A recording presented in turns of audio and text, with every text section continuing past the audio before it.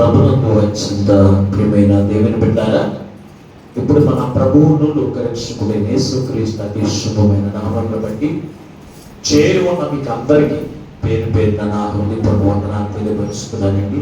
ఈ వాక్యం వీక్షిస్తున్న మీకు కూడా నా హృదయపూర్వక వందనాలు తెలియపరుస్తూ ఉన్నాను.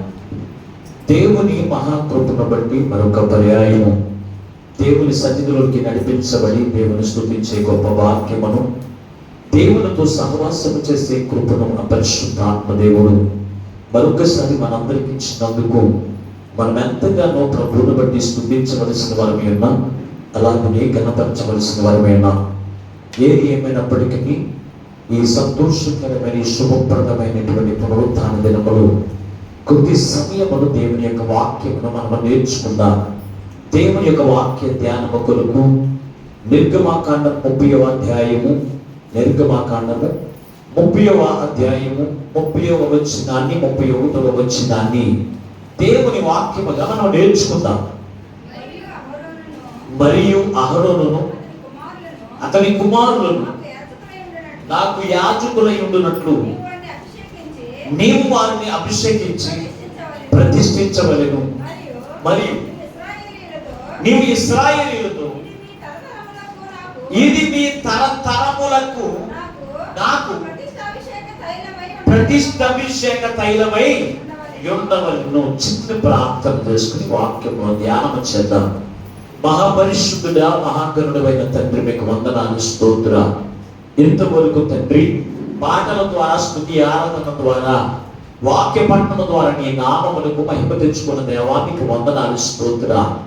కొద్ది సమయము నీ విలువైన మాటలు ధ్యానం చేస్తూ ఉండగా చేరి వచ్చిన బిడ్డలందరినీ, ఈ మాటలు వింటున్న ప్రతి వారిని మీరు చూస్తూ ఉన్నారు కనుక మా అందరికి కావలసిన నీ మాటలు అయ్యా నీ దాసుని ఆత్మతో నింపి నీవే మాతో మాట్లాడుతూ ఉండగా వినగలను చెవి, గ్రహించగల మనసు, లోబడి అనుసరించి నడిచే మనసు మాకు అందరికీ దయచేయమని మా ప్రభువును లోకరక్షకుడైన యేసు నామమున ప్రార్థించబడి కొనుచున్నాము పరమ తండ్రి, ఆమేన్. దేవునికి స్తోత్రం. హల్లెలూయా, హల్లెలూయా, హల్లెలూయా, హల్లెలూయా, హల్లెలూయా. మీరు మాత్రం పెంచరు, పెంపనాన్ని పెంచుతారు, భక్తం మీద పెంచుతారు, కేకలేయండి. మీ కేకలకి భక్తులు అందరూ కూడా భయపడిపోతూ ఉంటారు. దేవుని బిడ్డ దేవుని స్తుతించండి అంటే దేవునికి మహిమ వచ్చేటట్లు కూడా ఆరాధన చేయకపోతేనగా. ప్రభునందు అత్యంత ప్రియమైన దేవుని బిడ్డారా, చదవబడిన వాక్య భాగముల నుండి ఈ రోజున ప్రభు నీతో మాట్లాడుతున్నటువంటి వాక్యపు మాట, నీవు పొందుకున్న అభిషేకమును పోగొట్టుకున్నావా అనే మాట వారి రోజున, ఉంచుకున్నావా అనే మాట వారి రోజున ప్రభు మనతో మాట్లాడుతూ ఉన్నాడు. చాలా మంది వాక్యమును వింటూ ఉంటారు, కానీ ఆ వాక్యమును గ్రహించక ఎవరిష్టానుసారము వారు జీవిస్తూ, నేను రక్షణ పొందుకున్నాను కదా, ఆ రక్షణ బట్టి పరిశుద్ధాత్మను పొందుకున్నాను, ఆ ఆత్మ ఎప్పుడు నాలోనే ఉంటుంది అనుకునేవారు కొందరైతే, అభిషేకించబడి కొందరు కొన్ని రోజులైన తర్వాత మళ్ళీ అభిషేకమును పొందుకుంటే మళ్ళా పరిశుద్ధాత్మను పొందుకుంటాను అనుకునేవారు కొందరు. అయితే అభిషేకం అనేది ఎన్నిసార్లు పొందుకుంటారు అంటే కనుక, ఎన్నిసార్లు పొందుకుంటారు? ఒక్కసారే పొందుకుంటారు. ఎన్నిసార్లు పొందుకుంటారు? ఒక్క మారే పొందుకుంటారు పరిశుద్ధాత్మ అభిషేకము. అది ఆ పరిశుద్ధాత్మ అభిషేకము అది పోగొట్టుకున్న తర్వాత మరలా పొందుకోవడం, అది పోగొట్టుకున్న తర్వాత మరలా పొందుకోవడం అనేది ఉండదు. కనుక ఈ ఆత్మను పొందుకున్న ప్రతి వారు కూడా ఏం చేయాలి? దాన్ని కాపాడుకునేటువంటి వారిగా ఉండాలి. దాన్ని ఏం చేయాలి? కాపాడుకునే వారిగా, నిలబెట్టుకునే వారిగా ఉండాలి. ఇప్పుడు చదవబడిన వాక్య భాగములు చూసినప్పుడు మోషేను దేవుడు మాట్లాడుతూ ఉన్నాడు. మోషే, మోషే, అహరోను అతని యొక్క కుమారులు నాకు యాజకులగునట్లు వారిని తైలాభిషేకముతో, తైలముతో అభిషేకించు అన్నాడు. అని ఏమంటున్నాడు? ఇది ఇశ్రాయేలు ప్రజలందరికీ కూడా తరతరములు ఉన్నట్లుగా వారిని ప్రతిష్టాభిషేకము చేత అభిషేకించు అన్నాడు. దేవుని బిడ్డారా, తరతరములు అంటే ఏంటి? ప్రతి తరము కూడా ఏం చేయాలి? అభిషేకించబడాలి. అంతేకాని నెలలో ఒకసారి, లేకపోతే కనుక ఇదిగో 6 నెలలకు ఒకసారి, సంవత్సరానికి ఒకసారి అభిషేకించమని చెప్పలేదు. పరిశుద్ధ గ్రంథంలో ఏ ఒక్కరు కూడా అంటే అభిషేకాలు పొందుకునేటువంటి వారిగా లేదు. అభిషేకము 6 నెలలకు ఒకసారి, సంవత్సరం అభిషేకం పొందుకునేటువంటి వారు ఎవరైనా ఉన్నారా అంటే ఏ ఒక్కరు కూడా లేదు. ఇది తరతరములకు దీన్ని ఏం చేయమన్నాడు? ఇది అభిషేక తైలాభిషేకముగా ప్రతిష్ఠించుకోండి అన్నాడు. ఈ రోజున ఒక తరము దేవుని యొక్క మందిరానికి వస్తున్నారు, ఇంకో తరము వారి అభిషేకం పొందడానికి వారు నిలబెడుతున్నారా? ఏం చెప్తున్నారు? ఏం చెప్తున్నారు? అబ్బాయి, నేను ప్రార్థనకి వెళ్తున్నాను, ఇంటికాడ పనులన్నీ చక్కబెట్టు అనేవాడు కొందరైతే, వాడు ఎనకపోయినా పర్వాలేదంటూ వదిలేసేవాడు కొందరు. ఇంటి రీతిగా మనం జీవిస్తూ ఉన్నాం. కానీ దేవుడు ఏమంటున్నాడు? ఇదిగో తరతరములు కూడా వారు ఏం చేయబడాలి? ప్రతిష్ఠించబడాలి. ప్రతిష్ఠించబడాలి. నీకు వచ్చిన నీ జీవితం అయిపోయిన తర్వాత నీ తరములు ఎవరు దేవుడి యొక్క మందిరంలో కనబడతారా కనబడరా అన్నట్టు ఎవరిని ఆలోచన చేస్తున్నారా? లేదండి. కుటుంబానికి ఒక అత్త కుటుంబాల నుంచి ఎంతమంది వస్తారండి? కుటుంబానికి మాట్లాడరేంటండి? కుటుంబానికి ఎంతమంది వస్తారు మందిరానికి? ఎంతమంది? ఒక్కలే. నీకు తరతరములు ఎక్కడ ఉన్న తరములోనే నీవు కుటుంబ సమేత దేవునికి సన్నిధికి రావు. నీ తర్వాత తరం వాళ్ళు ఎలాంటి వారు ప్రతిష్ఠించుకున్నావు. నీవు ప్రతిష్ఠించుకుంటే నీవు నీ కుటుంబము అంతా కూడా దేవుని సన్నిధిలోనికి రావాలి. మోషే కొలత లేనంత ఆత్మను కోరుకున్నాడు. ఎలాగా? దేవుడితో సహవాసము చేశాడు. సేనాయి పర్వతం మీద నుండి దేవుడితో సహవాసము చేయడం వల్ల దేవుని యొక్క అభిషేకం అంత కొలత లేనంత అభిషేకం ఎవరి మీదకి వచ్చింది అంటే కనుక మోషే మీదకి వచ్చింది. మోషేను ఎవరు కూడా అభిషేకించలేదు. కొలత లేనంత అభిషేకము ఎవరి మీదకి వచ్చింది? మోషే మీదకి వచ్చింది. మోషే యాజకుడిని అభిషేకించాలి అన్నా, పరిచారకుని అభిషేకించాలి అన్న అధికారం కలిగిన వాడిగా ఉన్నాడు దేవుడు పెట్టాడు. అటువంటి మోషేతో దేవుడు అంటున్నాడు, మోషే అహరోను అతని యొక్క కుమారులు నాకు యాజకులగునట్లుగా వారిని అభిషేకించు, ఇశ్రాయేలు అందరిలో కూడా తరతరములుగా వారు కూడా ప్రతిష్ఠించుకోమని చెప్పాడు. అవునా లేదా? అవునా లేదా? ఈ రోజున నేను ప్రార్థన ఉండే చేస్తాను. నేను తెలుసా, దేవా నీ చిత్తమైతే నా కుమారుని నా కుమార్తెను కూడా నీ సేవలో వాడు కూడా ప్రార్థన చేస్తాను. వారిని ప్రతిష్ఠించుకోమని ప్రార్థన చేస్తాను. దేవుని బిడ్డారా, అది అనుదినము కూడా నేను ఏ ఒక్క రోజు కూడా ఆ మాట మానే. అది నీ చిత్తమైతే నేను అడుగుతాను. ఎందుకంటే దేవునికి మనము ప్రతిష్ఠించుకోవడం ఒక్కడమే కాదు, మన బిడ్డలను కూడా ఏం చేయాలి? ప్రతిష్ఠించుకోవాలి. దేవుని బిడ్డారా, ప్రతిష్ఠించుకోవాలి. అంతేకాని నేను అయిపోయిన తర్వాత నా తరమాలందరూ ఎలా పోతే నాకెందుకు, నా బిడ్డలు ఎలా నాశనం అయిపోతే నాకెందుకు, నరకానికి పోతే నాకెందుకు, ఈ రూపాయలు అయితే నాకెందుకు అన్నట్టుగా మనం జీవితం ఉండకూడదు. అలా ఉండకూడదండి. అభిషేకాలు ఈరోజు అభిషేకం అంటే చాలా మందికి చాలా కన్ఫ్యూజ్ గా ఉంటారు. అభిషేకం అంటే ఏంటో చాలా మందికి తెలియట్లేదు. అభిషేకము 2 రకాలుగా ఉంటుంది. అభిషేకం ఎన్ని రకాలండి? ఎన్ని రకాలు? అందరూ నోరు తెచ్చి గట్టిగా చెప్పండి, మీరు ఎంతమంది నాకు తెలుస్తుంది. అభిషేకం ఎన్ని రకాలు? 2 రకాలు. ఒకటి కంటికి కనబడే అభిషేకం, ఒకటి కంటికి కనబడే రాజేష్ మాట్లాడరు కదా. ఒకటి కంటికి కనబడే అభిషేకం, రెండోది కంటికి కనబడని అభిషేకం. రెండోది ఏంటి? కంటికి కనబడని అభిషేకం. ఈ 2 అభిషేకాల గురించి ఈ రోజున పరిశుద్ధాత్మ దేవుడు మనతో మాట్లాడడానికి ఇష్టపడుతూ ఉన్నారు. అంటే కంటికి కనబడే అభిషేకము ద్వారా పరిశుద్ధాత్మను పొందుకున్న వారు ఉన్నారు. కంటికి కనబడని అభిషేకము ద్వారా పరిశుద్ధాత్మను పొందుకుని ఆ ఆత్మను నిలబెట్టుకున్న వారు కొందరైతే, ఆ ఆత్మను పోగొట్టుకుని వారి జీవితాలు పతనం చేసుకున్న వారు కొందరు ఉన్నారు. కనుక ఈ ఆత్మను మనం నిలబెట్టుకునే వారిగా మనం ఉండాలి అంటే మన జీవితాలు ఎలా ఉండాలి అనేది ఈ రోజున ఈ 2 విషయాలు మీకు జ్ఞాపకం చేస్తున్నాను దేవుని బిడ్డ. ఈ అభిషేకములో ఈ అభిషేకాలు ఎవరెవరికి జరుగుతాయి అంటే కనుక, ఒకటి యాజకులను అభిషేకించేటువంటి అభిషేకం ఉంటుంది. రెండవది రాజులను అభిషేకించేటువంటి అభిషేకం ఉంటుంది. మూడవది ప్రవక్తలను లేకపోతే పరిచారకులను అభిషేకించేటువంటి అభిషేకం ఉంటుంది.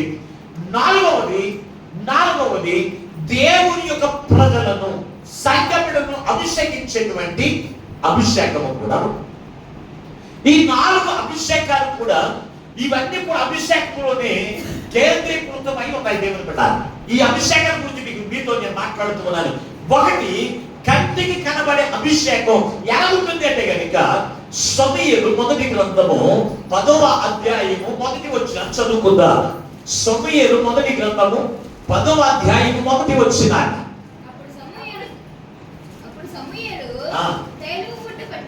తైలము పుట్టి పట్టుకుని సౌలు తల మీద తైలమును పోసి అతను ముద్దు పెట్టుకుని యెహోవా నిన్ను అభిషేకించి తన స్వాస్థ్యము మీద అధిపతిగా నియమించి ఉన్నాడు. చాలండి. ఇక్కడ మనం చూసినప్పుడు సౌలు కనపడుతూ ఉన్నాడు. ఈ సౌలు తన తండ్రి యొక్క గాడిదలను వెతుక్కుంటూ ఉన్నాడు. దేవుని బిడ్డ, తండ్రి గాడిదలు పోని అని కోల్పోయాడని, వాటిని పోగొట్టుకున్నటువంటి గాడిదలను వెతుక్కుంటూ తిరుగులాడుతున్నటువంటి సౌలను దేవుడు కోరుకున్నాడు. దేవుని బిడ్డారా, దేవుడు కోరుకుని, నేను కోరుకున్నటువంటి వ్యక్తి అతడు రాజుగా అభిషేకించడానికి నేను కోరుకున్నాను. నా స్వాస్థ్యము, నా ఆస్తి ఎవరంటే కనుక నా ప్రజలే. నా ఆస్తి ఎవరు? దేవుని ఆస్తి ఎవరు అనుకుంటున్నారు?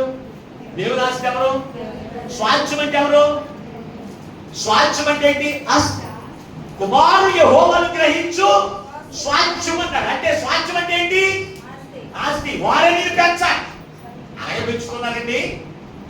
కుమారుడు తల్లిదండ్రులు పెంచే వరకు ఉన్నారా? సువర్ణరత్నం. కుమారుడు యెహోవాను గ్రహించు స్వాస్థ్యం. కుమారుడు పుడితే బాగుంటుందని ఎందుకు కోరుకుంటాం తెలుసా? ఎందుకు కోరుకుంటారు? అదే ఆస్తి అండి. నీ బ్రతికంతా కూడా నేను చూసేది, నువ్వు మూల పడిపోయినా ఎక్కడ పడిపోయినా చూసేది ఆస్తి అంటే ఎవరో ఆలే. కానీ రోజున తల్లిదండ్రులే బిడ్డలకు ఆస్తి అవుతున్నారు. బిడ్డల మాట వెనక, దేవుడు పెట్టారా, బిడ్డల మాట వెనక వారి ఆస్తిగా ఉండట్లేదు. కలిగి ఇక్కడ మనం చూసినప్పుడు దేవునికి ఆస్తి ఎవరంటే దేవుని ప్రజలే. యాజకునికి కూడా దేవుని ప్రజలే ఆ స్వాస్థ్యం.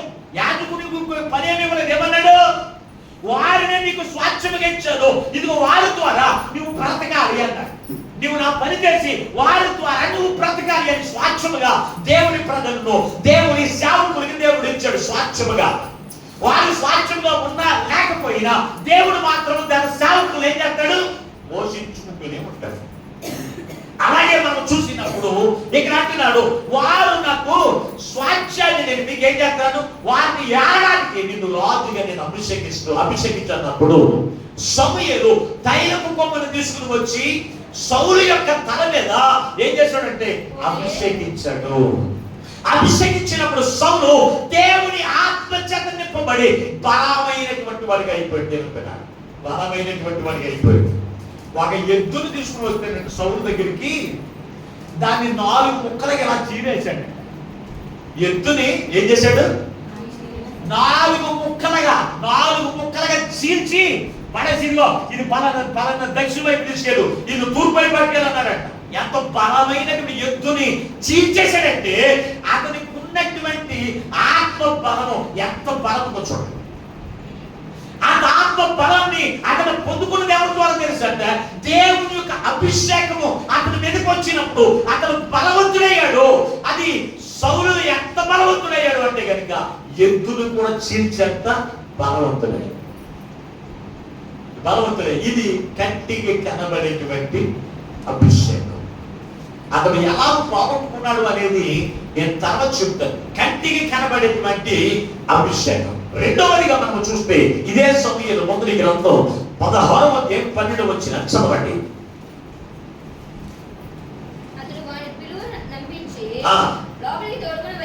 వచ్చెను అతడు ఎర్రని వాడును, చక్కని నేత్రములు గలవాడును, చూచుటకు సుందరమైన వాడనై ఉండెను. అతడు రాగానే నేను కోరుకున్నవాడు ఇతడే, నీవు లేచి అతన్ని అభిషేకించమని యెహోవా సెలవీయగా సమూయేలు తైలపు కొమ్మను తీసుకుని వాని సహోదరుని ఎదుట వానికి వారిని అభిషేకించినప్పుడు నాటి నుండి యెహోవా ఆత్మ అప్పటి నుండి యెహోవా ఆత్మ దావీదు మీదకి బలముగా దిగి వచ్చింది. చూడండి, దావీదు బాలుడు 12 సంవత్సరములు ఉంటాయి. అప్పటికి బాలుడున్నటువంటి దావీదుని దేవుడు కోరుకున్నాడు. దేని గురించి?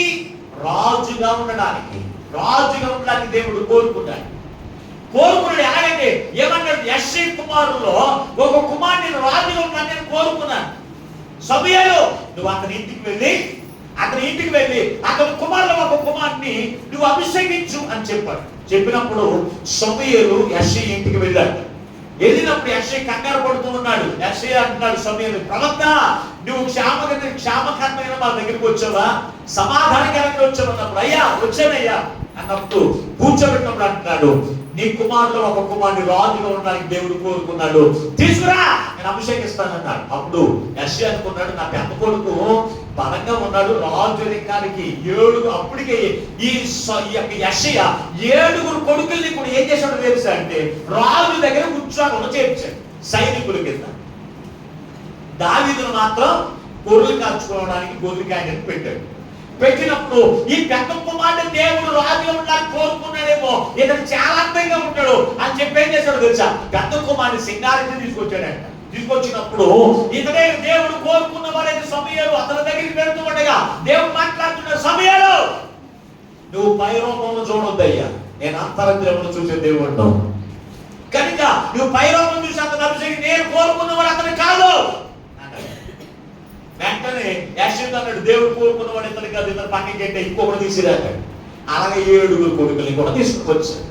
7 కొడుకులు కూడా రాజరికానికి కావలసినటువంటి బలము కలిగిన వారు, రాజరికానికి కావలసిన బలము కలిగిన వారు అందరూ తీసుకొచ్చాడు. కానీ ఎవరిని కూడా ఈడు కాదు అంటున్నాడు.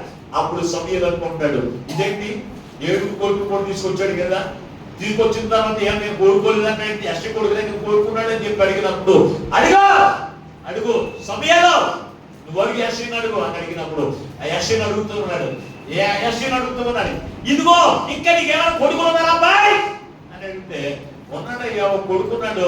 అది రాజు కింద ఉన్నాడు కానీ అర్హత ఏం లేదు. అది ఎక్కడో గొర్రెలు కాచుకుంటున్నాడు, ఎక్కడో గొర్రెలు కాచుకుంటున్నాడు. ఇదిగో ఆడితో పని ఉంది కానీ ఏమైనా అభిషేకించి అంటాడు. లేదబ్బాయి నువ్వు అతను తీసిరా అన్నప్పుడు అతను ఎక్కడో కాచుకుంటున్నాడు, చాలా అయిపోతుంది, పర్వాలేదు నేను ఎక్కడ కూర్చొని ఉంటాను తీసుకురా అంటాడు. అక్కడే కూర్చొని ఉన్నాడు సమూయేలు ప్రవక్త. ఎవరు తీసుకొచ్చాడు?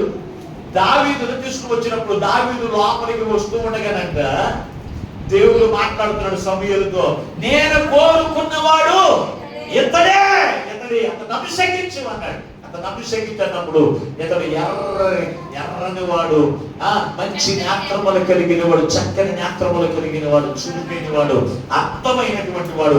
అతను చూడగానే నేను కోరుకున్నవాడు అతనే అనగానే తైలపు కొమ్ము తీసుకుని వెళ్ళి ఆ తైలమును అతని తల మీద పోయిగా దేవుని ఆత్మ అతని మీదకి బలముగా దిగి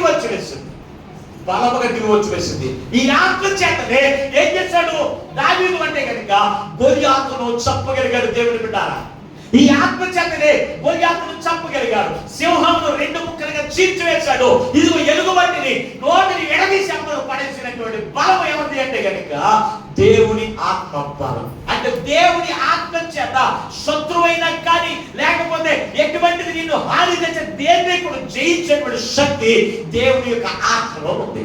ఇది శరీరానికి, అది మనకి కంటికి కనబడేటువంటి అభిషేకం. మరలా మీకు మరొక అభిషేకాన్ని గురించి మీకు జ్ఞాపకం చేస్తున్నాను. ద్వితీయోపదేశ కాండము 34వ అధ్యాయం 9వ వచనాన్ని చదవండి. 34వ అధ్యాయం 9వ వచనాన్ని. మోషే తన చేతులను నూను కుమారుడైన యెహోషువ మీద ఉంచి ఉండెను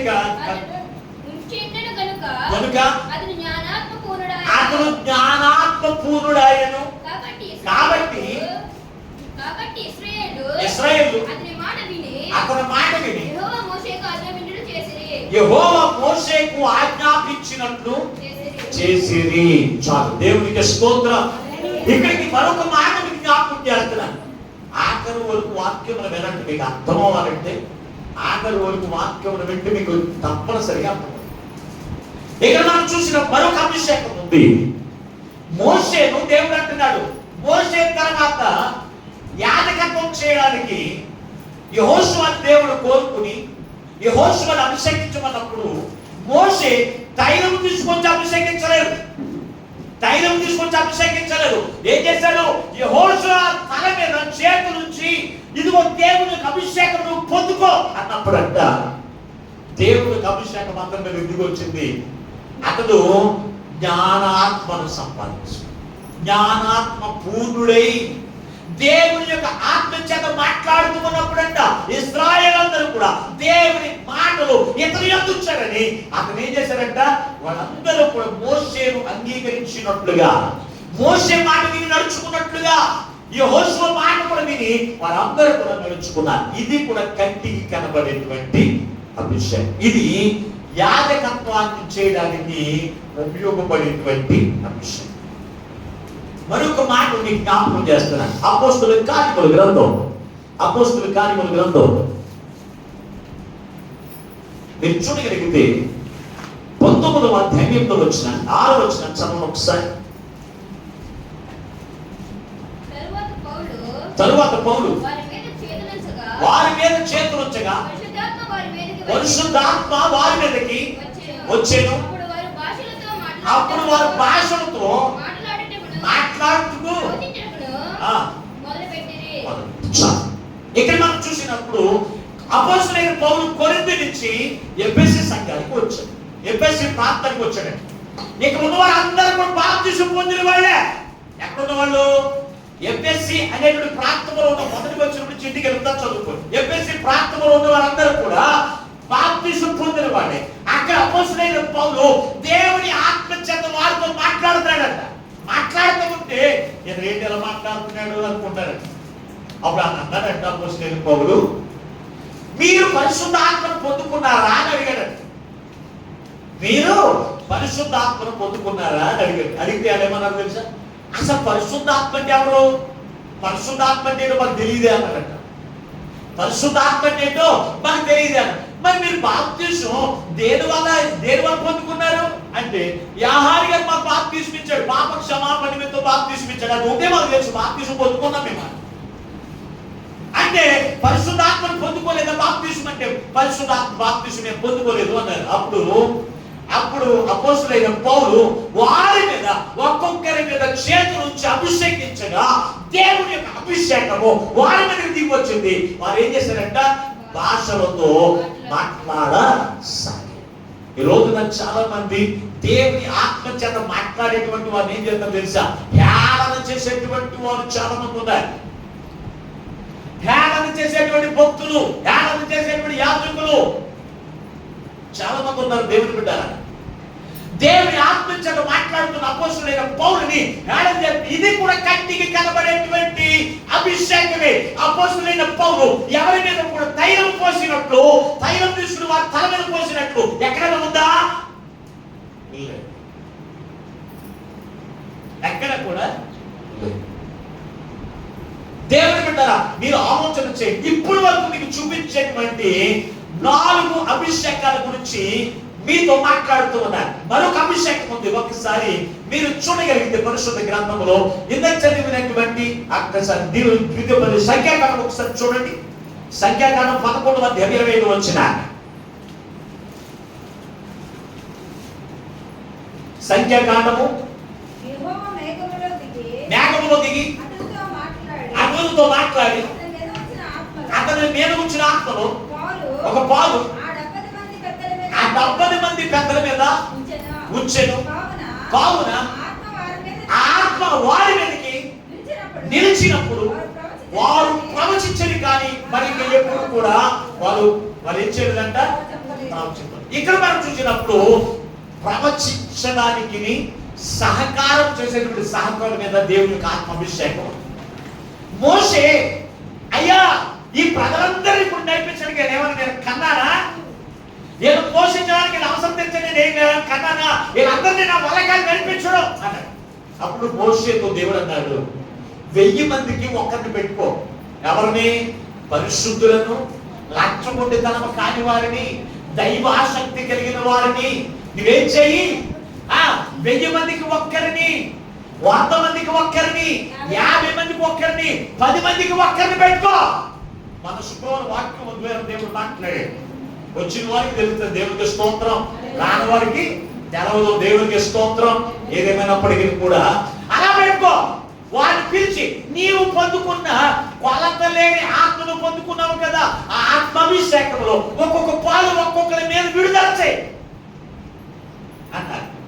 వారు ఒక్కొక్కరిని కూడా అభిషేకించగా వారు ఏం చేశారు? ప్రవచించడం ప్రారంభించారు. అంతేకాదు దైవజనుడైనటువంటి ఈ మోషేకు అందరూ కూడా పరిచారకుడిగా వారు పని చేశారు. దేవుని బిడ్డ వారు పని చేశారు. ఇది ఒక అభిషేకం. ఇప్పుడు మీకు 4 రకాల అభిషేకాల గురించి తెలియపరిచారు. ఎన్ని రకాలు? ఒకటి యాజక అభిషేకము, యాజకత్వం చేసేటువంటి అభిషేకం. అది మోషే అహరోను యొక్క కుమారుని యాజకత్వం చేయడానికి అభిషేకించాడు. మోషే తర్వాత యెహోషువను యాజకత్వం చేయడానికి యెహోషువను దేవుడు ఏం చేశాడు? ఆ యొక్క మోషే ద్వారా వారిని కూడా అభిషేకించాడు. రెండవది రాజుల అభిషేకం. సౌలను దేవుడు రాజుగా ఉండడానికి, ఇశ్రాయేలు ప్రజలను పరిపాలించేటువంటి పాలకుడిగా ఉండడానికి రాజుగా సౌలును దేవుడు అభిషేకించాడు. అలాగే దావీదును కూడా దేవుడు కోరుకుని ఇశ్రాయేలు ప్రజలను పరిపాలించడానికి, నడిపించడానికి, రాజుగా ఉండడానికి ఆ యొక్క దావీదును దేవుడు అభిషేకించాడు. మీకు అర్థమవుతుందా? అలాగే దేవుని యొక్క ప్రజలు అంటే సంఘంలో దేవుని యొక్క ప్రజలు కూడా దేవుని ఆత్మ చేత సాతానును జయించేవారిగా ఉండాలి, లోకాన్ని జయించేవారిగా ఉండాలి, శరీర క్రియలను జయించేవారిగా ఉండాలని అపోస్తలుడైన పౌలు సంఘాన్ని కూడా అభిషేకించాడు. అర్థమవుతుందా? సంఘం యొక్క అభిషేకం. నాలుగవదిగా చూస్తే ఎవరైతే సహకారుల యొక్క అభిషేకం. మోషే తన ప్రజలందరినీ ఇప్పుడు ఏం చేశాడో తెలుసా? ఇదిగో 70 మంది కూడా ఎదురుగుండా ఉన్నప్పుడు వారందరినీ కూడా సహకారిగా చేసుకుని మోషే పొందిన అభిషేకములో ఒక్కొక్క పాలు వారి మీద విడుదల చేయగా ఆ ఆత్మచేత వారు ప్రవచించడమే కాదు, దైవజనుడికి వారు ఎలా ఉన్నారు? సహకారులుగా ఉన్నారు. ఇది సహకార అభిషేకం, పరిచయం చేసే అభిషేకం. ఇందులో ఈ 4 రకాల అభిషేకాలు కూడా కంటికి కనబడేటువంటి అభిషేకాలు. ఈ 4 రకాలు కూడా కంటికి కనబడేటువంటి అభిషేకాలు. కంటికి కనబడని అభిషేకం ఎలా ఉంటుందండి అయ్యా అని మీరు అడగొచ్చు. దేవుని బిడ్డరా, పరిశుద్ధ గ్రంథంలో మీరు చూడగలిగితే కంటికి కనబడని అభిషేకం మీకు తెలియపరిచి తర్వాత వారిని పోగొట్టుకుని వారి జీవితాలు ఎలాగైంది అనేది మీకు జ్ఞాపకం చేస్తారు. ఒక్కసారి మీరు చూడండి. కంటికి కనబడని అభిషేకం సమూయేలు మొదటి గ్రంథం 3వ అధ్యాయం 20వ వచనం చదవండి. సమూయేలు మొదటి గ్రంథం 3వ అధ్యాయం 20వ వచనం. కాబట్టి సమూయేలు యెహోవాకు ప్రవక్తగా స్థిరపడినని దాను మొదలుకొని బెయేర్షెబా వరకు ఇశ్రాయేలీయులందరూ కూడా తెలుసుకొని. ఎక్కడ చూడండి, మోషేని ఎవరు అభిషేకించారు? తైలుచుని ఎవరిని అభిషేకించారా? మోషేని ఎవరు అభిషేకించారు? ఇది కంటికి కనబడిన అభిషేకం. అలాగే మనం చూసినప్పుడు సమూయేలు ప్రవక్త ఏలీ ప్రవక్త దగ్గర ఇతను జీవించినప్పటికీ కూడా ఏలీ ప్రవక్త ఎవరిని అభిషేకించలేదు? సమూయేలుని అభిషేకించలేదు. ఇతను పెద్దవాడైనప్పుడు అంట ఇతడు దేవుని మాటలు, దేవుని ఆత్మ చేత మాట్లాడుతున్న మాటలను బట్టి దాను మొదలుకుని బెయేర్షెబా వరకు కూడా ప్రజలందరూ కూడా తెచ్చేసుకున్నారంట. ఏమని? ఇతడు దేవుని ఆత్మ చేత నింపబడ్డాడు. ఇతడు దేవుని ఆత్మ చేత నింపబడ్డాడు, దేవుని ఆత్మ చేత మాట్లాడుతున్నాడని వారందరూ కూడా తెలుసుకుని అతని మాటకు వారందరూ కూడా ఏమయ్యారంట? లోబడిన వారిగా ఉన్నారు. ఇది కంటికి కనబడని అభిషేకం. దేవుని బిడ్డ, ఇది కంటికి కనబడని అభిషేకం. అలాగే మీకు మరొక మాట జ్ఞాపకం చేస్తున్నాడు. ఒకసారి అపోస్తలుల కార్యముల గ్రంథం 10వ అధ్యాయం 38వ వచనం. 10వ అధ్యాయం 38వ వచనం. అదేదనగా దేవుడు నజరేయుడైన యేసుక్రీస్తును పరిశుద్ధాత్మతోను శక్తితోను అభిషేకించినని అనునదియే దేవుడు అతనికి తోడైందని కనుక ఆయన మేలు చేయించు అపవాది చేత పీడింపబడుచున్న వారందరినీ స్వస్థపరచుచు సంచరించుచు ఉండేను. చూడండి, ఇక్కడ మనం చూసినప్పుడు అపోస్తలుడైనటువంటి పౌలు ద్వారా అపోస్తలుడైన పౌలు అక్కడ ఎలాగైతే దేవుని ఆత్మ చేత నింపబడ్డాడో అలాగే యేసుక్రీస్తు ప్రభువారి గురించి మాట్లాడుతున్నాడు. దేవుని బిడ్డ, యేసుక్రీస్తు ప్రభువారిని ఎవరు అభిషేకించారు చెప్పండి ఒకసారి. యాహాను గారి దగ్గర యోర్దాను నదిలో బాప్తిసం పొందాడు యాహాను గారి ద్వారా యేసుక్రీస్తు ప్రభువారు. మరి పరిశుద్ధాత్మ అభిషేకం ఎవరిచ్చారు ఆయనకి అంటే ఎవరు ఇవ్వలేదు. ఆయన ఆ యోర్దాను నదిలో నుంచి ఒడ్డు మీదకి రాగా గొడ్డు మీదకి రాగా పరిశుద్ధాత్మ పావులతోనే ఎవరి మీదకి వచ్చింది? యేసుక్రీస్తు ప్రభు వారి మీదకి వచ్చి ఆయన అభిషేకించింది. అది ఎవరు అభిషేకించారంటే దేవుడు అని రాశాడు. దేవుడు యేసుక్రీస్తు ప్రభు వారిని పరిశుద్ధాత్మతోను శక్తితోను అభిషేకించగా దెయ్యములు పట్టిన వారిని, దెయ్యముల చేత పీడించబడుతున్న వారందరినీ కూడా ఆయన ఏం చేశాడంట? స్వస్థపరచుచు విడుదల కలగజేశాడు. చూడండి, దెయ్యములు పట్టిన వారిని విడిపించడం అంటే మాట కాదు. ఒకడు దెయ్యముల చేత పట్టబడి మంచం మీద పడి ఉన్నప్పుడు ఆ దెయ్యముల యొక్క యాసాలని అది కనపరిచే బలహీనత కనపడుతుంది. అటువంటి సమయంలో ఇదిగో నేను ప్రార్థనకి వెళ్ళేదాన్ని కదా, నాకు ప్రార్థన వచ్చని వారి తల మీద గిన్ని చేతులేసి ప్రార్థన చేసేదా? నీ అభిషేకము సరిపోదు. అప్పుడు ఆ దెయ్యపు ఆత్మ నీలోకి వస్తుంది. వారిని వదిలి నిన్ను బాధించడం ప్రారంభిస్తుంది, నిన్ను వేధించడం ప్రారంభిస్తుంది, నిన్ను కుండదీయడం ప్రారంభిస్తుంది. అందుకే గొప్పలు ఎవరు పట్టిన వారు ఇదిగో దెయ్యములు పట్టిన వారి మీద చేతులు వేసి ప్రార్థన చేయడానికి కుదరదు. యేసుక్రీస్తు ప్రభు వారు దేవుని ఆత్మ చేత పరిశుద్ధాత్మ చేత శక్తితోను దేవుడు అతను అభిషేకించాడు కనుక ఆ అభిషేకము ఎవరికి? ఇది కంటికి కనబడేటువంటి అభిషేకం, కంటికి కనబడని అభిషేకం. ఇది ఎవరికి? కంటికి కనబడని అభిషేకం అతని మీదకి వచ్చింది. ఆ అభిషేకం చేత దెయ్యముల చేత పీడించబడుతున్న వారందరినీ కూడా ఆయన ఏం చేస్తున్నాడంట? బాగు చేస్తూ ఉన్నట్ట. దేవుని బిడ్డారా, బాగు చేసిన యేసుక్రీస్తు ప్రభువారు ఆయన తన శిష్యుని ఎలా అభిషేకించాడు? మొదటి అధ్యాయంతో వచ్చిన అపోస్తలుల కార్యముల గ్రంథం మొదటి అధ్యాయంతో వచ్చిన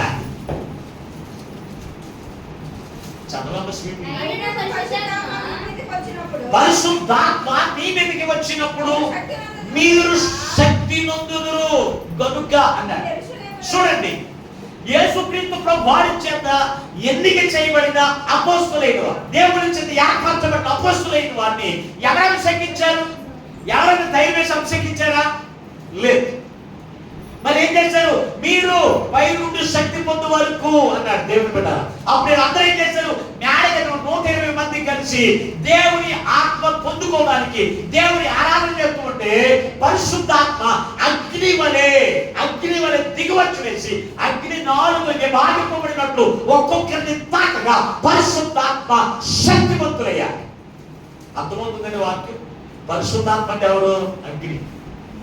పరిశుద్ధాత్మ అంటే ఎవరు? పరిశుద్ధాత్మ అంటే ఎవరు? అగ్ని. అగ్ని దేవుని పెట్టారు. ఇది కూడా కంటికి కనబడని అభిషేకం. చూడండి, ఇక పాత నిబంధన మొదలు కొత్త నిబంధనకు వచ్చినప్పటికీ తైలాభిషేకం అనేది ఎక్కడ కూడా ఏమవట్లేదు, కంటికి కనబడతలేదు. దేవుని పెట్టారు. ఎవరు కూడా తైలు ఇచ్చుకుని అభిషేకించినట్టు ఎక్కడ కూడా కనబడలేదు. కనబడిందమ్మా భవనమ్మా? కనబడి. ఇవి కంటికి కనబడిన అభిషేకం.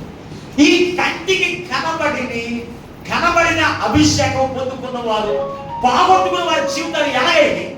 కంటికి కనబడిన అభిషేకము పొందుకుని అది పోగొట్టుకున్న వారి స్థితి ఏమైందో మీకు జ్ఞాపకం చేసి ఆ అభిషేకాన్ని మనం ఎలా నింపుకోవాలి, ఆ అభిషేకమును మనం ఎలా కాపాడుకోవాలో ఒక్క 2 విషయాలు మీకు జ్ఞాపకం చేస్తాను. ఇంకా వాక్యాన్ని మీరు చదవగలిగితే కనుక పరిశుద్ధ గ్రంథంలో మీరు చూడగలిగితే న్యాయాధిపతుల గ్రంథం 16వ అధ్యాయం 20 వచ్చిన ఒకసారి చదవండి. ఆమె సంసోను ఫిలిష్తీయులు నీ మీద పడబోతున్నారని అనగా అతని నిద్ర మేలుకొని ఆ ఎలజెప్పు కొంతున్నాను అనుకున్నాను. అయితే యెహోవా యెహోవా అతన్ని ఎడబాసెనని అతనికి అతనికి తెలియలేదు. రెండో మాట మనం చదవండి ఒక్కసారి. సమూయేలు మొదటి గ్రంథం 16వ అధ్యాయము 14 వచనాన్ని కూడా చదవండి. సమూయేలు మొదటి గ్రంథం. యెహోవా ఆత్మ సౌలును విడిచిపోయి యెహోవా యొద్ద నుండి దురాత్మ ఒకటి వచ్చి అతన్ని వెరిపింపగా సౌలు సేవకులు చాలండి. ఎక్కడ చూడండి, సౌలు కనబడిన అభిషేకం పొందుకున్నవాడు అని మీకు ఎంత జ్ఞాపకం చేశానా లేదా? ఎంత జ్ఞాపకం చేశానా? సౌలుని సమూయేలు ప్రవక్త వచ్చి రాజుగా ఉండడానికి, ఇశ్రాయేలు ప్రజలను పరిపాలించడానికి, రాజుగా ఉండడానికి కనబడే అభిషేకించబడిన వాడు అంటే సౌలు. ఈ సౌలు తన యొక్క అభిషేకాన్ని ఎలా కోల్పోయాడు, ఎందుకు కోల్పోయాడు అనేది కూడా మీకు జ్ఞాపకం చేస్తున్నాను దేవుని బిడ్డ. ఒక్కసారి మీరు చూడండి. ఒక్కసారి ఇదే పరిశుద్ధ గ్రంథములో సమూయేలు మొదటి గ్రంథములో మీరు చూడగలిగితే 13వ అధ్యాయంలో వచ్చిన చదవండి. 13:8. సమూయేలు చెప్పినట్లు ఆ. అతడు 7 దినములు ఆగి 7 దినములు ఆగి సమూయేలు గిల్గాలునకు రాకపోవుటయు ఆ. జనులు తన యొద్ద నుండి చెదరిపోవుటయు చూచి దహన బలులను సమాధాన బలులను నా యొద్దకు తీసుకొని రమ్మని చెప్పి దహన బలి అర్పించెను. అతడు దహన బలి అర్పించి చాలించిన వెంటనే సమూయేలు వచ్చెను. సౌలు అతనిని కలుసుకొని అతనికి వందనములు చేయుటకై బయలుదేరగా సమూయేలు అతనితో నీవు చేసిన పని ఏమని అడిగెను. అందుకు సౌలు జనులు నా యొద్ద నుండి చెదిరిపోవుట నీవు చేసిన అవివేకము పనిని బట్టి సమూయేలు ఇట్లా నేను నీ దేవుడైన యెహోవా నీకు ఇచ్చిన ఆజ్ఞను గైకొనక నీవు అవివేకము పని చేసిన దానిని బట్టి దేవుడు నిన్ను రాజ్యమును స్థిరపరుద్దాం అనుకున్నాడు, కానీ ఇక నీకు రాజ్యము నీ ఎదుట నిలవదు అన్నాడు. దేవునికి స్తోత్రం, హల్లెలూయా. దేవుని మీద ఇక్కడ ఆలోచన చేయండి.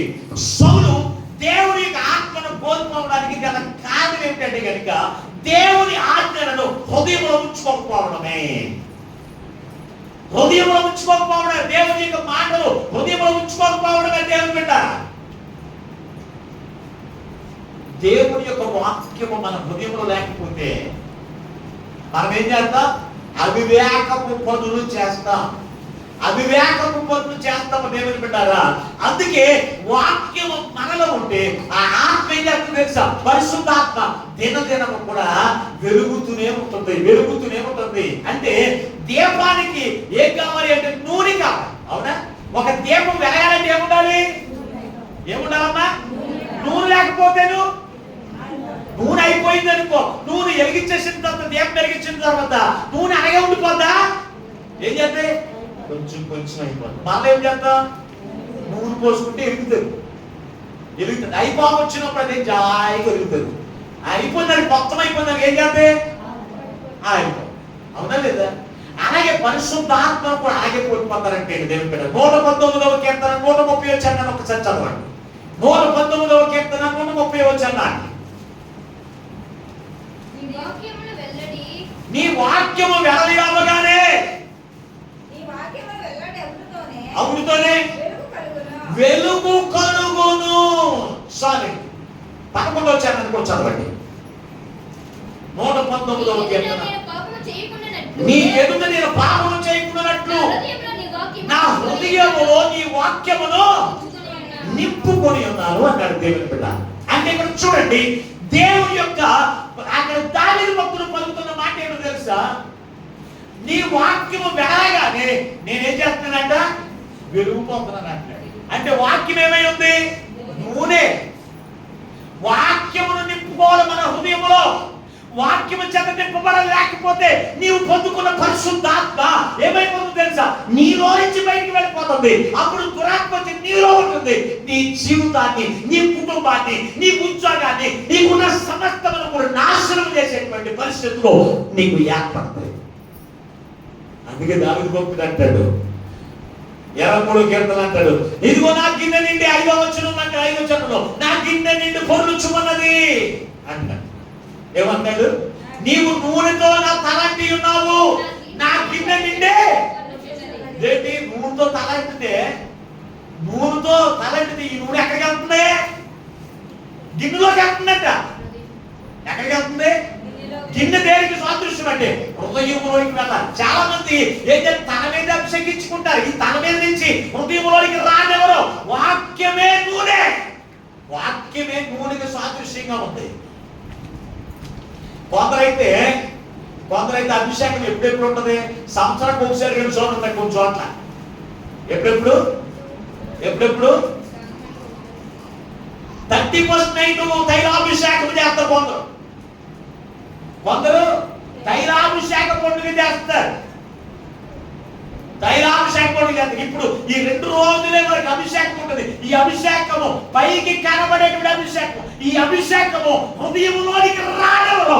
కానీ ఇదిగో మనము కలిగి ఉన్న సంఘములో దేవుడు ప్రతిరోజు కూడా వాక్యం అనే నూనె అభిషేకములు మన మీద కుమ్మరించబోతున్నాడు. దేవునికి స్తోత్రం. కుమ్మరిస్తున్నాడా లేదా? మరి నూనె ఎక్కడికి వెళ్తుంది? ఈ పైనుంచి ఎలా కారిపోతుందా? ఈ వాక్యం అనే అభిషేకం ఎక్కడికి వెళ్ళాలి? హృదయంలో నింపుకోవాలి. హృదయంలో నింపుకుంటే నీ ఆత్మ ఎలాగెళ్తుందో తెలుసా? ప్రశ్నలు ఇంత నూనె పెరిగిపోతే నూనె ఎక్కువేసే పొందే మంటలు వస్తుంది. మాట్లాడరా? నూనె ఎక్కువైపోతే ఏమవుతుంది? మంట. పొయ్యిలో నూనె పొలం మీద పోతా ఉండు వరుసగా ఏమవుతుంది? మరి వాక్యం ఎక్కువైపోతే మన ఆత్మలు ఏమవ్వాలి? రకరాల దేవునిలో ఉంటుందండి. అలాగా ఉంటుందంటారా? మాట్లాడరేంటండి? మాట్లాడరే? నూనె లేని చోట ఆత్మలు వెలుగుతూ ఉన్నాయి. ఇప్పుడు నూనె ఉన్నా కదా ఆత్మలు ఆరిపోనట్టు ఉంటాయి. అంటే ఏం చేస్తున్నారు దక్షిణలో? ఎందుకు నేను ఈ మాట చెప్తున్నానంటే ఈ నూనె అయిపోయిందనే సంగతి, వాళ్ళ పరిశుద్ధాత్మ పోయిందనే సంగతి వాళ్ళు తెలుసుకోవట్లేదు. అర్థమైందా? వారానికి 1-2 సార్లు వచ్చి దేవుని యొక్క మందిరానికి వచ్చి వాక్యం వినకపోతే నీ హృదయంలో పరిశుద్ధాత్మని నూనె ఉందని ఎలాగనుకుంటున్నావు? పరిశుద్ధాత్మ వెలుగుతుందని ఎలాగనుకుంటున్నావు? దురాత్మ నీలో ఉంది కనుక నీ కుటుంబంలో సర్వనాశనాలు వస్తున్నాయి, సర్వ రోగములు వస్తున్నాయి, సర్వ బాధలు వస్తున్నాయి, సర్వ ఇరుకులు ఇబ్బందులు వస్తున్నాయని కనుక కానిపెట్టి నీ హృదయము దేవుని యొక్క వాక్యం చేత మండించబడట్లేదు. అర్థమైతే? సౌలులో దేవుని వాక్యమును లేకపోవడం వల్ల, సౌలులో దేవుని యొక్క వాక్యం హృదయంలో లేకపోవడం వల్ల సమూయేలు దేవుడు అన్నాడు, అబ్బాయి నువ్వు అప్పుడే అన్నతో 7 రోజులు ఇక్కడ ఆగి తర్వాత ఎందుకు వెళ్ళా అన్నాడు. ఏమన్నాడు? 7 రోజుల వరకు వెళ్ళొద్దు. ఎక్కడికి? బయస్మ దగ్గరికి వెళ్ళొద్దు అన్నాడు. అన్నప్పుడు దేవుడు మాట మరి సమూయేలు అక్కడ ఆగిపోయాడు. అక్కడ ఆగిపోయి ఉంటేనంట సమూయేలు ఉన్న స్థలంలో అక్కడ ఉన్నటువంటి ప్రజలంట యాజకుడు రావట్లేదని ఒక్కొక్కరు దిగజారిపోతున్నాడు, వెనక్కిపోతున్నాడు. పాస్టర్ గారు రావట్లేదు. ఎవరంట? విశ్వాసులు ఒక్కొక్కడు కూడా వెనక్కిపోతాం చూసి సౌలు ఏమనుకున్నాడు తెలుసా? పాస్టర్ గారు రాలేదు కదా, ఆ ప్రాంతలేదు నాకు వచ్చు, ఆ వాక్యం మీద నాకు వచ్చు, ఆ బొల్లెప్పించడం నాకు వచ్చు అని చెప్పి బలి పేరు ఎక్కేసాడు. ఎక్కేసి ఏం చేస్తున్నాడు? బొల్లెప్పించేస్తున్నాడంటే దేవుడు పెట్టారా? ఇతని అభిషేకం ఏంటి? రాజుల అభిషేకం, యాజకుని అభిషేకము కాదు. అప్పుడు సమూయేలు ప్రాంతం వచ్చాడంట. వచ్చి అబ్బాయి ఏం చేస్తున్నావయ్యా? లేదండి ఈ ప్రజలందరూ కూడా దిగజారిపోతున్నారంటే ఒక్కొక్కటి దిగజారిపోయి ఇంటికి వెళ్ళిపోతున్నారని వాళ్ళందరినీ కూడా వెళ్ళిపోకుండా ఆపడానికి నేను చేస్తున్నాను అన్నాడంట. ఓకే, వెళ్ళిపోయిన వారిని ఎలా రప్పించుకోవాలో దేవునికి తెలుసు. వెళ్ళిపోయిన వారిని దిగజారిపోయిన వారిని ఎలా రప్పించుకోవాలో దేవునికి తెలుసు. కానీ నీవు చేసిన అవివేకము పనిని బట్టి దేవుడు నీ రాజ్యమును స్థిరపడతాం అనుకున్నాడు. కానీ ఇక మీద నీ రాజ్యము నీ మీద ఉండదు అన్నాడంటే దేవుడు ఆ పదవులు చేరుకుంటాయి. సౌలు నుంచి బయటికి వెళ్ళిపోతా ఏం చేయాలా? సమూయేలు ప్రాంతానికి వచ్చాయా, ఇదిగో నాకు దేవుని ఆత్మ వెళ్ళిపోయిందయ్యా, అభిషేకం నేను కోల్పోయాను, నన్ను మరలా ఊరు తీసుకుని నన్ను అభిషేకించు, నీవు తైలం తీసుకుని అభిషేకించు, దేవుని ఆత్మను పొందుకుంటాను అన్నాడా? మరి అవకాశం ఉందంటారా? మరి లేదు కదా. మరి ప్రజలందరూ గుడ్డిగా నమ్మేస్తున్నారండి. కొంతమంది ఏం చేస్తున్నారు, ఈ 6 నెలలు తప్పులు చేసేస్తారు, తప్పుడు మార్గం చేసేస్తారు. దేవుని ఆత్మలేదు బాగా అయిపోయి మళ్ళా తైలం పట్టుకుని వెళ్ళి మన తైలం పట్టుకెళ్తారు, మళ్ళీ ఒక ఆకేసి తైలం పట్టుకుని వెళ్ళి మళ్ళా అభిషేకించు. ఎవరిని విమర్శించడానికి కాదు, కానీ ఈ రోజున బైబిల్లో చెప్తున్న బోధ అది వాక్యానుసారం కాదనేది అంత ఎంబీబీఎస్ చదివిలో కూడా మందిరానికి పూర్తి చెప్పలేదండి.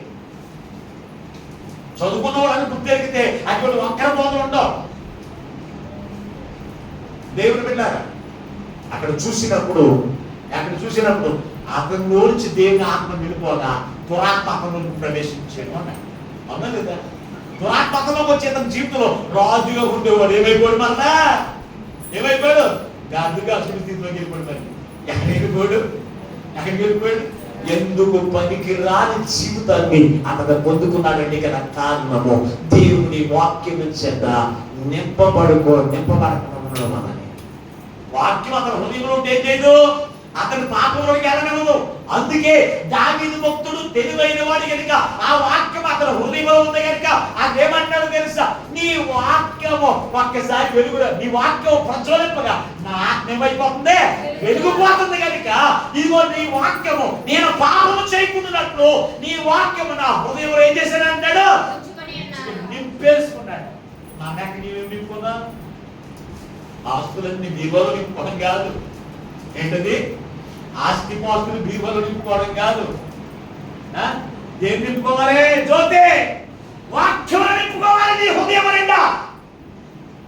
అప్పుడు ఆ వాక్యమే నువ్వు తప్పుడు మార్గంలో వెళ్తే నిన్ను వెళ్ళలేవు, దేవుడికి విరుద్ధమైన పనులు చేస్తే నిన్ను చేయలేవు, దేవుడికి విరుద్ధంగా నువ్వు మాట్లాడుతుంటే నిన్ను మాట్లాడలేవు. ఆత్మ ఏం చేస్తుంది తెలుసు, దావీదును బలపరిచి దావీదును మహారాజుగా అతని జీవితంలో గొప్ప కార్యములు చేసేటువంటి శక్తిగా ఉందో అటువంటి శక్తిని నువ్వు పొందుకుంటావు. అర్థమవుతుందండి? ఇప్పుడు ఎంత బలవంతుడండి సౌలు, ఒక ఎద్దుని 4 ముక్కలుగా చీల్చి అతను పడేసిన వాడు ఏమైపోయాడు? ఆత్మను పోగొట్టుకున్న మళ్ళీ ఆత్మ అతని మీదకి కనుక పోగొట్టుకోకూడదండి. ఆత్మను మనం ఏం చేయాలి, ఆరిపోకుండా చూసుకోవాలి. మనం చచ్చిపోకుండా చూసుకుంటాం. మనం ఏం చేస్తాం దేని గురించి, మనము ఈ లోకాన్ని వదలకుండా జాగ్రత్త పడతాము తప్ప మనం పొందుకున్న పరిశుద్ధాత్మను చంపుకోకుండా, మనం పొందుకున్న ఆత్మను ఆరిపోనివ్వకుండా, ఆ ఆత్మకు వెలుగు, ఆ ఆత్మకు నూనె కావాలి. అయ్యో దేవునికి మందిరానికి వెళ్ళాలి, ఆ వాక్యమని నూనె చేత నింపుకోవాలనుకున్న వారు ఏం చేస్తారు, దావీదు వలె ఆశపడినట్టు దుఃఖినీటి వాగిలో ఆశపడినట్టు దేవా అని పరిగెత్తుకొచ్చారా? చెప్పండి ఒకసారి. అది ఆశ అనుకుంటుంది. రక్షణ పొందిన వారికి ఉంటే ఈ రోజున మందిరం సరిపోతుందా? అట్లరే ఏమ్మా, సరిపోతుందా? ఆశ ఆరిపోయి ఆ దీపాలు అందులో ఉన్నాయి. దేవుని ఆత్మ కాదు, దెయ్యాలు ఉన్నాయి. ఎన్ని రోజులు ఉంటుంది నూనె? ఎన్ని రోజులు ఉంటుంది? నువ్వు పోసుకుంటున్నా వారంలో సారి నూనె వేసుకున్నావు, వాక్యం విన్నావు. ఈ వారం అయ్యేటప్పటికి ఆ నూనె ఉంటుందా, అయిపోద్దా? మరి ఏం చేయను, పోసుకోలేదు. ఇదిగో కిరసనాలు కుంటుండే ఆ చిన్నప్పుడు, అప్పుడు కరెంట్ ఉండేది కాదు. ఎడపలు ఏం చేసుకోవడం తెలుసా, ప్రతిరోజు నూనె ఉందా లేదా చూసుకోవడం, నూనె పోసుకోవడం. ఏం చేయాలి? రేషన్ కూడా కిరసనాలు ఇచ్చేవాడు. అయిపోతుందని చూసి మనకు అయిపోకుండానే పోసుకునేవాడు. లేకపోతే దీపం వెలుగుతుంది అనుకుంటారా? మరి ఆత్మదీపము కూడా అంతే. మనం పొందుకున్న ఆత్మదీపము కూడా అది ఎప్పుడు కూడా వెలగాలి అంటే కనుక అది ఆరిపోకుండా చూసుకోవాలి. అది ఆరిపోకుండా చూసుకోవాలి. లేకపోతే కనుక దురాత్మ నీ జ్ఞాపంలో చెట్లు కూర్చోడు, నీ హృదయంలో కూర్చోడు. ఆ ఇంట్లో ఉన్నాడంటే ఇక మామూలుగా ఉండదు, సమాధానం ఉండదు, కుటుంబంలో ఆరోగ్యం ఉండదు, ఆనందకరమైన జీవితం ఉండదు, సమృద్ధికరమైన జీవితం ఉండదు. ఎప్పుడు వ్యాధులే, ఎప్పుడు శోధనలే, ఎప్పుడు కూడా ఏడ్పులే. అటువంటి జీవితం ఉండకుండా ఉండాలి అంటే కనుక నీవు పొందుకున్న ఆత్మను వేయకూడదు, బాగొట్టుకోకూడదు. రెండోది, కంటికి కనబడని అభిషేకం పొందుకున్నవాడు ఎవరో తెలుసా? సంసోను. పచ్చి గాడిద ఎముకతో 1000 మందిని చంపిన బలవంతుడు ఎవరో తెలుసా? సంసోను. సింహంలో 2 ముక్కల కింద చీల్చి అవి కూడా పారవేసిన వాడు. అలాగే ఎన్ని నక్కల్ని, 300 నక్కల్ని పట్టుకుని వాటి తోకలు అంటించి ఆ యొక్క ఫిలిష్తీయుల యొక్క ద్రాక్ష తోటలన్నీ కూడా తగలబెట్టిన వాడు ఎవరో తెలుసా? నక్క ఎవరికైనా దొరుకుతుందంటారా? ఎప్పుడు చూసారు నక్కలే? ఇలా కంటి కనపడి రెప్పకోట్లు మాయమైపోతుంది అంటదంతే. అది ఎక్కడ ఉండదో తెలియదు. అటువంటి నక్కలు 300 నక్కలు పట్టేసుకున్నాడు. అది తోటలు కట్టించేసాడంట. తోటలన్నీ కూడా దగ్గర పెట్టాలి. ఇవన్నీ ఎలా జరిగాయి? ఆత్మచేత చేసిన కార్యాలు. అటువంటి బలవంతుడైనటువంటి సంసోను అతడు దేవుడి వాక్యం అతను ఉంటే వ్యభిచారం మనసు ఎందుకు ఉంటుంది? పాపం చేయడం ఆలోచన ఎందుకు ఉంటుంది? ఉంచుకున్నాడు. అబ్బు పాపం చేయడం ప్రారంభించాడు. ఆమె ద్వారా దేవుని ఆత్మ అతని నుంచి వెళ్ళిపోతానంటే ఇప్పుడు చదువు వాక్య భాగం న్యాయపరులు గ్రంథంగా చదివారు కదా. అని అంటాడు, అతనిని దేవుడు విడిచిపెట్టిన సంగతి అతన్ని గ్రహించకుండేను అన్నాడు. అతనికి ఎవరైతే దేవుని ఆత్మ వెళ్ళిపోవడం. బాప్తిసం తీసుకున్న తర్వాత పరిశుద్ధ ఆత్మను వరం పొందేసుకున్నాను. ఆ వరం నాలుగే ఉంది అనుకుంటారు. ప్రాంతం ఆత్మను వారం నీలో ఎందుకుంటుంది? 1 వారం కాదు, 2 వారాలు కాదు, 3 వారాలు కాదు, ఆ బల్లారాలుగా వస్తారు కొంతమంది భక్తులు. అప్పుడు ఒక ఆత్మ రగిలించేస్తాడు. నిన్ను దెయ్యపు ఆత్మ నిన్ను రగిలేస్తామన్నది. అది ఏమంటావు తెలుసా? నేను బాప్తిసం తీసుకున్నాం కదా, ఎందుకు వెళ్ళే? మొదటి వారం ఎందుకు వెళ్ళే? అందరితో కలిసి తీసుకుంది కానీ అయ్యో అక్కడ వాక్యం వింటామేమో వెనక అది అభిషేకము నీ మీదకి వస్తుంది కనుక, తైలాభిషేకము, ఆ వాక్యమైన అభిషేకం నీ మీదకి వస్తుంది కనుక నీ హృదయంలోకి రానివ్వకు సుమా. ఎక్కడి నుంచి? నీ నెత్తి మీద నుంచి వెళ్ళిపోవాలంటే బయటికి హృదయంలోకి రానివ్వదంటే నువ్వు అలాగే చేస్తావు. నేను ఎప్పుడు దేవునికి సన్నిధిలో ఏంటావు? ఆ మాట ప్రకారం ఇంటికి చెయ్యి. ఆ మాట ప్రకారం ఇంటికి జీవితం ఉండదు. అంటే ఎక్కడికి రానివ్వవు? హృదయంలోకి. అప్పుడు దురాత్మ నీలో ఉంది కనుక హృదయంలోనికి రానవుతుంది.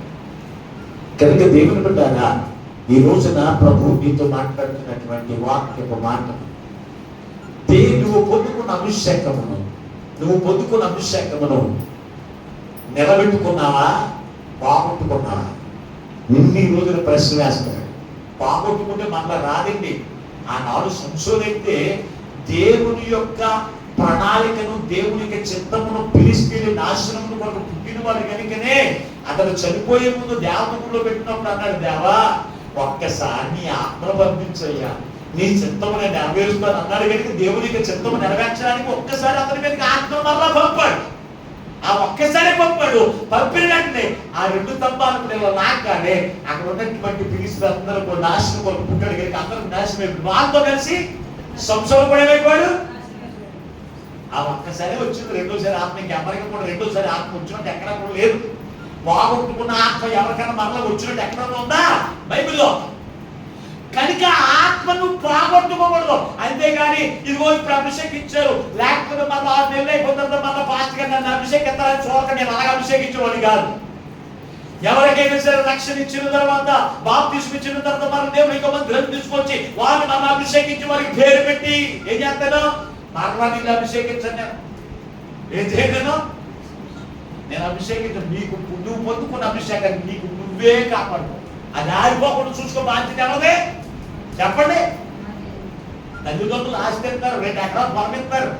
ఏం చేస్తావు నువ్వు? 2 ఎకరాలు పొలం ఇస్తే ఏం చేస్తావు? అబ్బాయి నేను అమ్మోడు చూడగా నువ్వు జాగ్రత్తగా చూసుకో అంటాడు ఇచ్చినోడు. కొంతమంది అయితే శ్రద్ధ కలిగిన వారు అయితే ఆ 2 ఎకరాలకి 2 ఎకరాలు ఇంకా పడ్డేస్తారు. శ్రద్ధ లేనివాడు ఏం చేస్తాడు? ఉన్నదాన్ని కూడా పోగొట్టుకుంటాడు. అవునా లేదా? అలాగే చాలా మంది దేవుని మీద ఆసక్తి, దేవుని మీద శ్రద్ధ కలిగిన వారైతే దేవుడిచ్చిన అభిషేకాన్ని ఇంకా ఇంకా మండించుకుంటారు. శ్రద్ధ లేని వారు, దేవుని మీద అశ్రద్ధ కలిగిన వారు ఏం చేస్తారు? ఉన్నదాన్ని కూడా పోగొట్టుకునేందుకు పలికిరాని వాడు. కనుక అటువంటి వారిగా కాకుండా ఉండాలనే ఉద్దేశంతోనే ప్రభు ఈ రోజున మనందరితో మాట్లాడుతున్నాడు. శుభాకాంక్షలు.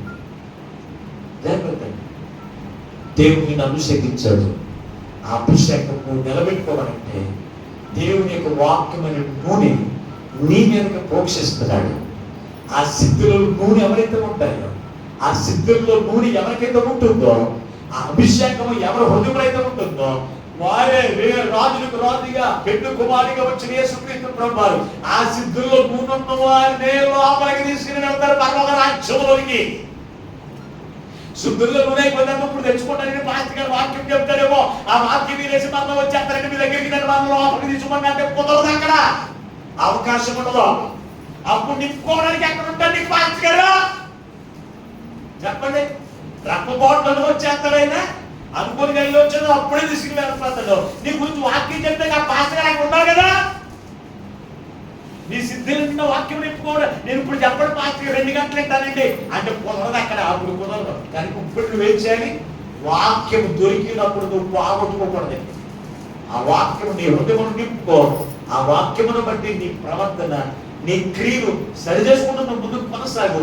ఆ ఆత్మ నువ్వు కాపాడుకునే కనుక, ఆ ఆత్మ చేత నువ్వు నింపబడితే కనుక ఆ 2వ రాకలో ఎత్తబడు. అటు కృపా భాగ్యమును ఆ పరిశుద్ధాత్మ దేవుడు ఈ మాటలు వింటున్న బిడ్డలందరికీ అనుగ్రహించునుగాక. ఆమేన్. ప్రార్థన చేసుకుందాం. మహోన్నతుడ మహాగరుడమైన తండ్రి, మీకు వందనాలు స్తోత్రాలు. ఎంతవరకు నీ అమూల్యమైన మాటలు చేద్దాం. నీవే అందరితో మాట్లాడావు తండ్రి. అవునయ్యా, నీ ఆత్మను మేము పొందుకున్నాము అని అనుకుంటున్నా ఎందరో ఉన్నారు తండ్రి. ఆత్మ ఆరిపోయిందో, ఆత్మను పోగొట్టుకున్నారో, వాళ్ళలో ఉందో అయ్యా తెలియనటువంటి స్థితిలో ఉన్నటువంటి బిడ్డలు ఉన్నారు తండ్రి. ఆత్మ ఎవరిలో పోతుందో, ఆ ఆత్మను ఎవరైతే నిలబెట్టుకోగలుగుతున్నారో ఈరోజు నీ వాక్యంలో వచ్చి మాతో మాట్లాడు. విత్తబడి మాటలు ఏ ఒక్క మాట కూడా వ్యర్థముగా విడిచిపెట్టకుండా ప్రతి హృదయంలో నీరు కట్టి ఫలింపజేసి అయ్యా నీ ఆత్మ అభిషేకం చేత నింపబడిన వారిగా నిన్ను కలుసుకునేటువంటి కృపనయ్యా ప్రతి బిడ్డలకు మీరు అనుగ్రహింపజేసి మీరు మహిమలో పొందవాలి. మాతో మాట్లాడి మమ్మల్ని బలపరిచిన యేసును ప్రార్థించి వేడుకొనుచున్నాము పరమ తండ్రి. ఆమేన్. ఆమేన్. అందరికి వందనాలండి. దేవుడు మిమ్మల్ని అందరిని దీవించును గాక. ఆమేన్. సంతోషం.